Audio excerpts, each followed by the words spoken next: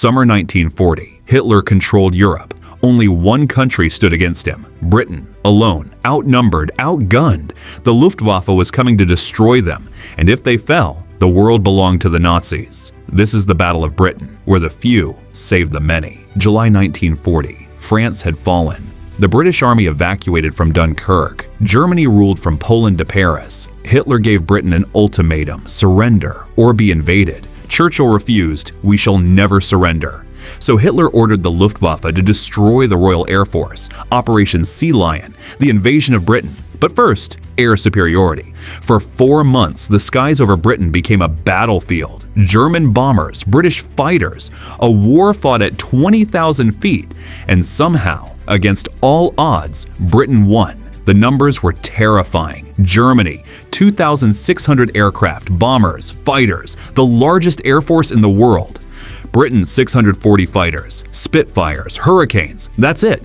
Outnumbered 4-1. Worse, Britain was running out of pilots. Every day, more planes shot down, the more pilots killed, injured, exhausted. The RAF was bleeding. Germany just had to keep the pressure on, and Britain would break. But Churchill knew something Hitler didn't. Britain had a secret weapon, radar, chain home, a network of radar stations along Britain's coast. They could detect German planes 100 miles away. While Germany flew blind, Britain saw them coming, gave fighters time to scramble, intercept, fight on their terms. It was a technological edge, small, but critical. August 1940, the Luftwaffe began its assault. Waves of bombers, escorted by fighters, targeting RAF airfields, radar stations, factories. British pilots flew 4-5 missions a day, exhausted. Some so tired they fell asleep in the cockpit between sorties. The average life expectancy of a fighter pilot? 2 weeks. They were kids, 18, 19, 20 years old, flying into death every day. But they kept fighting, because if they stopped, Britain would fall. The Germans made a critical mistake. They were winning, destroying airfields, crippling the RAF. Then, September 7th, Hitler changed targets.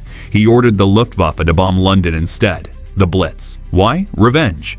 British bombers had hit Berlin. Hitler was furious, wanted to terrorize British civilians, so he shifted from military targets to cities. It was a strategic disaster, because while London burned, RAF airfields recovered, planes were repaired, pilots rested. The RAF regained strength. September 15, 1940, the critical day, the Luftwaffe launched its largest attack. 1,500 aircraft intent on overwhelming the RAF once and for all.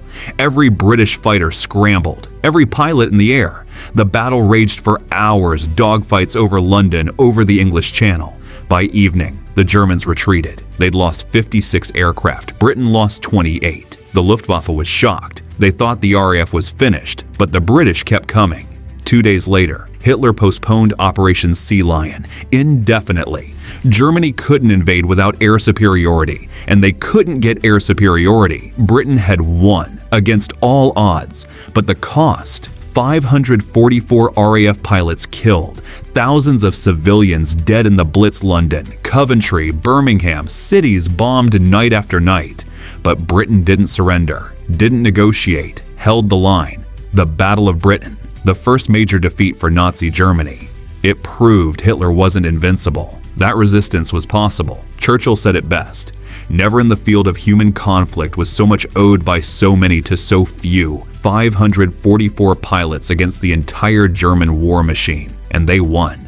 If they'd lost, there would be no D-Day, no Allied victory, no free Europe. The world would belong to the Nazis. But a handful of young men refused to let that happen. They flew until they couldn't anymore. And then they flew again. What drives someone to fight? When defeat seems certain? Let me know your thoughts, and subscribe to honor their sacrifice. Because World War II's greatest heroes were often the youngest.